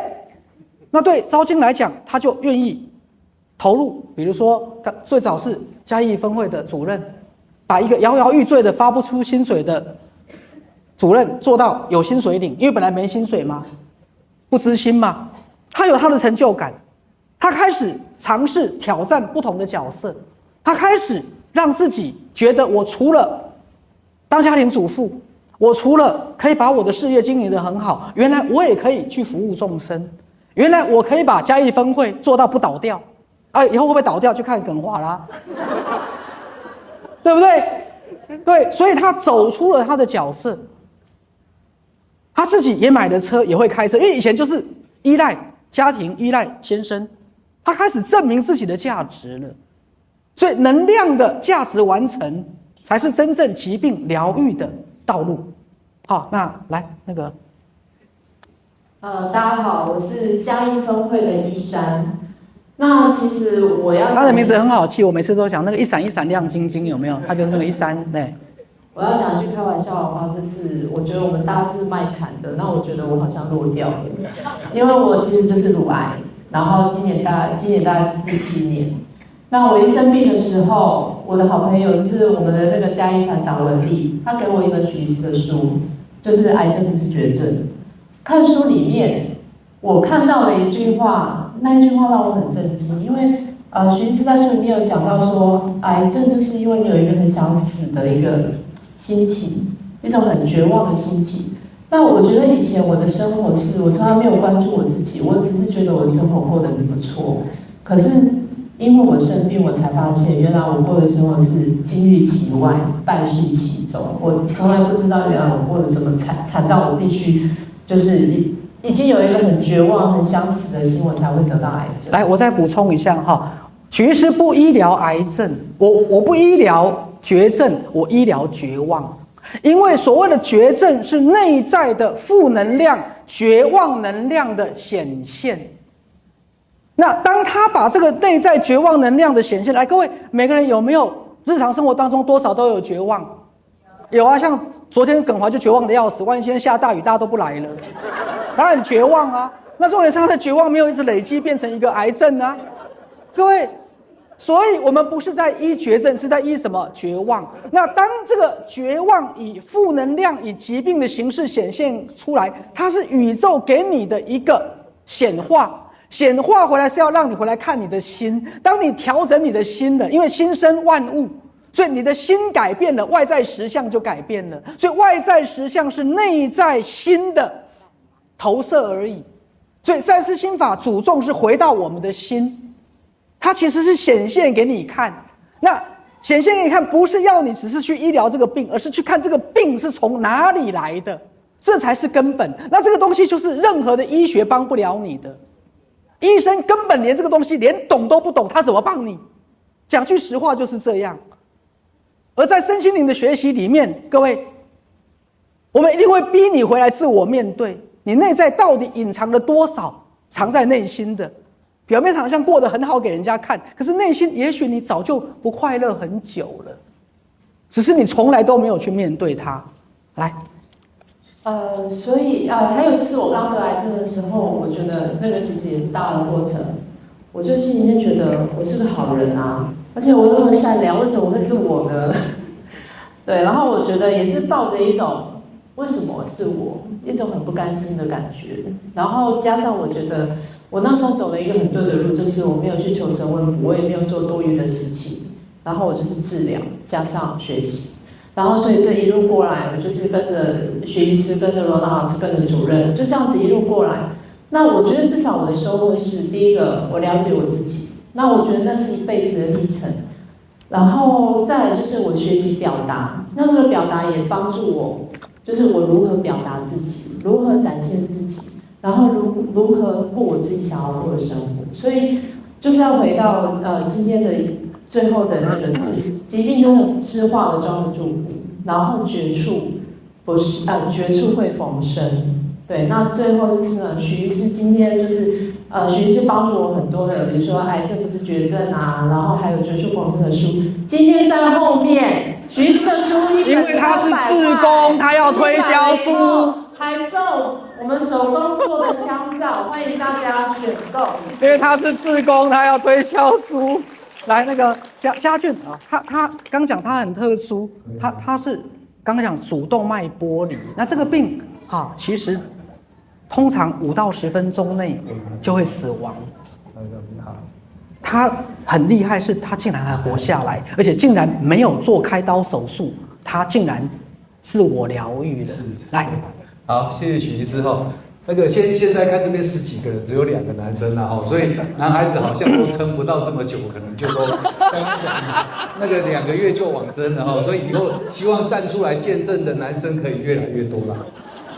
那我想说，我讲我自己哈，是因为各位看应该就知道我还蛮重视形象，所以今天就秘密大公开哈。其实我个人就是追求哈，要当一个脾气好的人，然后要当一个暖男，对不对？因为我又44岁才好不容易骗到老婆嘛哈，所以我就立志要当一个暖男，所以我就脾气非常好哦，所以我就刚刚许医师讲的，非常压抑自己的个性哦。然后呢，我也是跑步哦，我是可以跑到最多跑到半马哦。你看跑步，然后运动这样健身，可是呢，我就是一直有高血压，你知道吗？就是做了这么多，但是结果我是有高血压的，然后我铁齿又不吃药哦。所以呢，最终呢，在最后呢，我们在107年的时候，我真的就半夜主动脉剥离哦。那个时候大概我是想要测试我老婆到底还爱不爱我，因为我为她付出这么多哦。可是我那一天晚上看到她这样子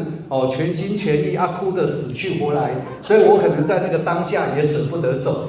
那没有走之后，当然主动脉剥离就控制下来了。但是各位，因为主动脉剥离，它就血管你已经被撕开了嘛，所以其实只要你不把那一段主动脉剥离的血管换掉的话，永远都会是一个危险的因子存在那边，因为你不晓得什么时候你的血液会冲破你的血管。那个医生是告诉我，我必须要截掉我大腿的大动脉，然后来换掉我这个心脏的那个主动脉换掉，所以那个要开胸手术，大概要13个小时加叶克膜所以当然我那个当下就觉得，那如果这样子的话，实在是也不知道后遗症会怎么样嘛所以我还是保持着铁齿的个性。那当然许医师教的好，就是这个一定要相信身体有怎么样非常神奇的自我疗愈能力所以我们到最后呢，就是决定还是不开刀，然后好好的听许医师的这个 CD， 好好的上课，然后呢也是好好的就是自我恢复，然后结果应该到了2-3年之后，我再回去荣总再检查的时候，那个荣总的医生真的检查不到我那个主动脉血管剥离的那个地方了所以我是觉得这个过程当然我验证了很多的事情，所以我从那个之后呢，我就不再当好好先生，所以我老婆也发现被我骗了其实她老公其实脾气原来这么差公就卡没掉的，有没有发脾气这样子所以但是慢慢的身体恢复健康，而且像在疫情那2年其实我们也是听从许医师给的建议，其实我们疫苗也都没有打我没有叫大家不要打，没有再澄清一遍。对，相信我们还是很容易误解，我很怕被误解。是相信自己的身体，所以疫苗没有打，我们也没有得到那个 COVID-19 嘛所以一路上顺利的走过来从此过着幸福快乐的日子。谢谢。好了，我稍微补充一下各位，不要发脾气，是对我们承认我是坏脾气的，不是说今天就一定要把脾气发在别人的身上，不是这个意思。是我接受我的情绪，我让它去流动，我不压抑我自己。好，所以在我们精神科里面有非常多的这个脾气的这个宣泄，比如说打枕头啦，然后到山里面去骂干什么对，干嘛对，就是怎么样让情绪流动，而不是只是去压抑它而已，好不好？来，那个，还好。今天没有太多人，几百个而已，这个是小场面。我不太会讲故事，可是我会讲重点这个我一来就看那个上人写的这个对联这个我不偏颇一下赛事，也不偏颇一下那个佛教佛书，我看了30年。我很庆幸赛事书我才看6年，他有太多书可以给我看，所以刚刚我那个男生一定会有我的见证。我先讲一下，这个是我本来有恐慌症，大概是8、9年前，我现在没有恐慌症，我等一下告诉你为什么。我也不看西医只吃那个徐氏那个供那个叫做血清素，我现在一餐也没到一餐，就是1个礼拜我也忘记了，他叫我吃我也懒得吃了啊。他那个我原来有那个恐慌症啊，变成没有了。那最后的那个我没有吃那个恐慌症，我还跑到14楼的阳台去看底下是写什么字。以前啊，到那个阳台我就要摸那个里面的那个算是铁钢的，我怕我掉下去。可是我不信任他啊！我从那个前年开始，因为有一个那，我就变成这样。我本来是开车的，我现在也开车。我本来是那个14楼会怕，现在不怕，所以我恐慌症也治疗好啊。我也不看西医，我都不看医生，除了吃许氏的药以外，其他我都不吃。看那医生，我也是有一餐没一餐，所以那个吃许氏的药我才吃。西医我不看啊。第二个是你怎么创造我，我就相信你。我不去看西医，我还是好好的。我前1个礼拜是我太太没有送急诊，要不然我也是一样，那也不能动啊。前1个礼拜还包尿布，60几，我现在正拿健保卡，60几岁还包尿布，笑死人啊！不管，那我还是包了嘛，对，反正你也是无动于衷，那也不知道是那个搞不清楚，反正是天旋地转啊！我不去看那个西医，因为我相信我的身体，你怎么弄就会怎么回来啊。第3个是我知道我自己。我为什么会得这个症状好了？其实我已经看到未来。你们正常人可以跑来跑去，我也可以啊，因为我曾经有过啊。我的是那个做梦里面也告诉我你是可以。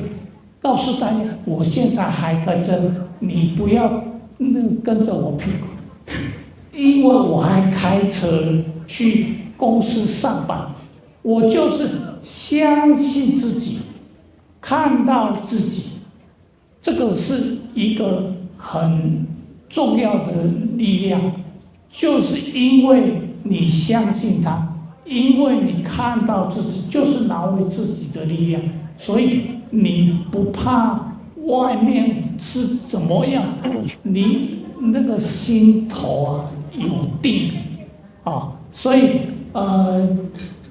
我的秘诀很简单，就是你要相信它，就是相信你的身体还有就是那个医师的药再说吧，那个有一餐没一餐啊，那个他是叫你不要那么急啊，所以我以前是很急的一个人啊，现在是没有那个急，所以我的方法就是你相信他，他怎么带你，你永远不孤单啊，就是有灵魂陪着你，所以你不要去把自己吓死。我不这样做。我以前一个礼拜是躺在床上，到现在是可以走路的。我相信再过不久，反正不管他，我明年的车子我会定了，那就去买啊，就是，所以你还是照样我们给阿宝鼓掌一下啊，鼓掌一下。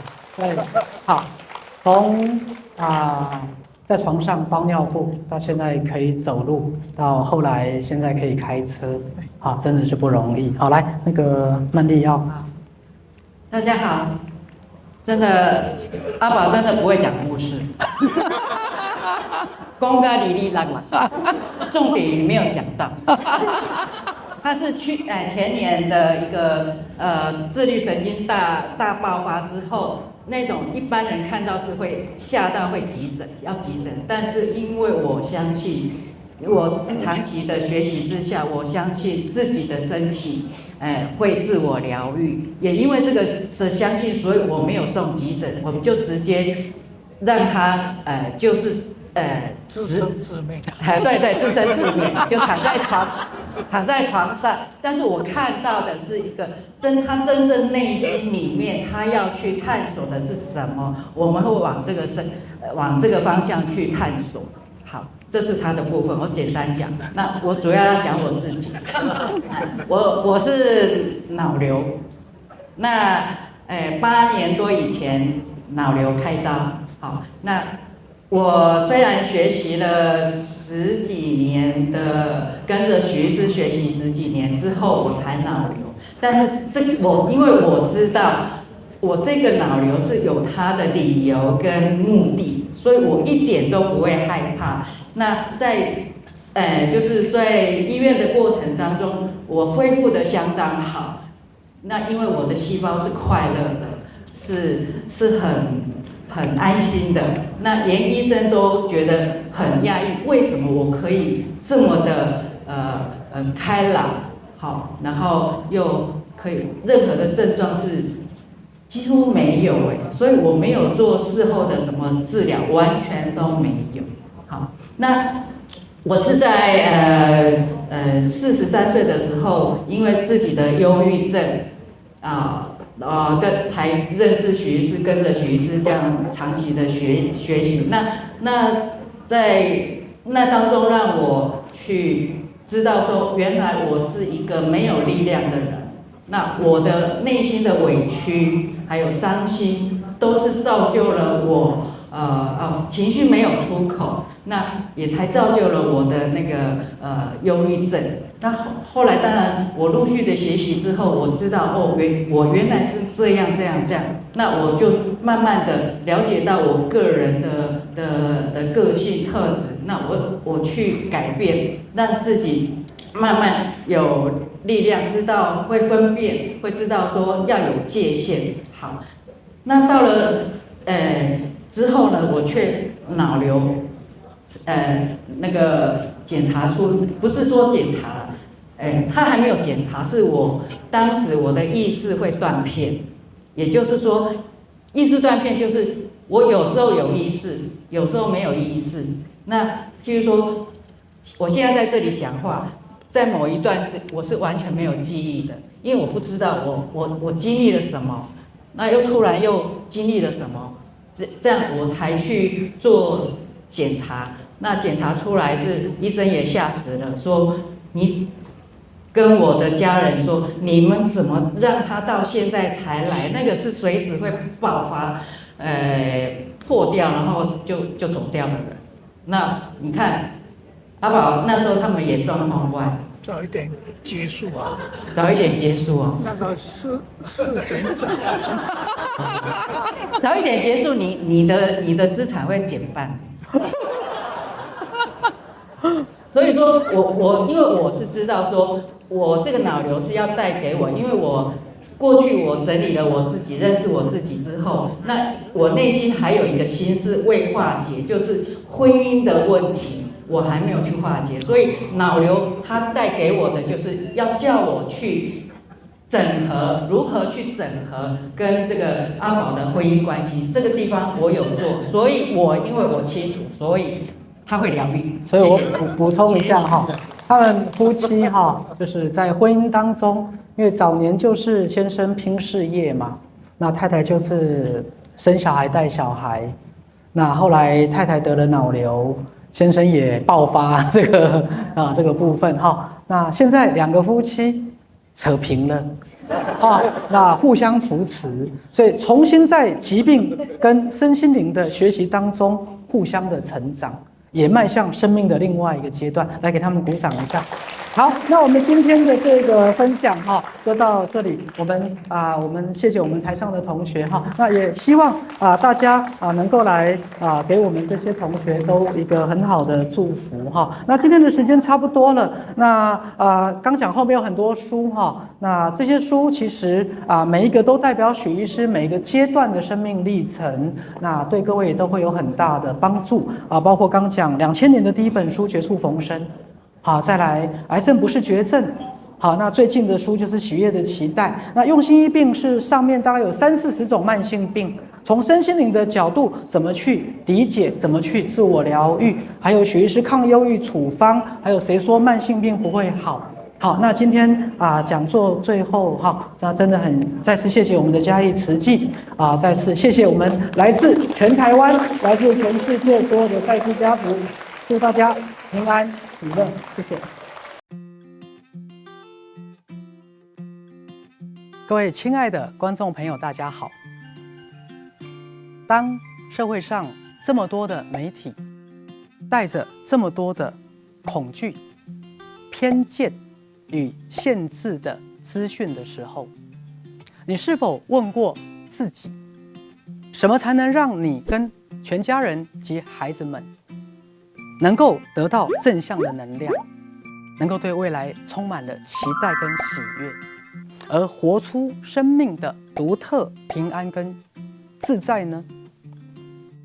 为了这个目的，我们成立了赛斯网络公益电视台，就是希望为全世界的人类提供一个向内觉察、传递正能量，协助每一个人都能把我们内在的正能量、我们的内我的爱、智慧、慈悲、创造力、喜悦跟潜能打开，让我们的社会更和谐，来活出身心灵平衡健康的人生。而这10几年来，赛斯网络公益电视台一共自播了身心灵的公益讲座、读书会近2000场，而我们所有的时事健康节目也近100集。如果您喜欢我们的节目，支持我们的理念，希望您一起来支持我们的赛斯网络公益电视台，而您的小小的捐款能够让我们大大的出力，能够让我们为这个社会尽每个人能尽的一己的力量。希望您能够与我们一同来参与这样的行列。再次的谢谢你。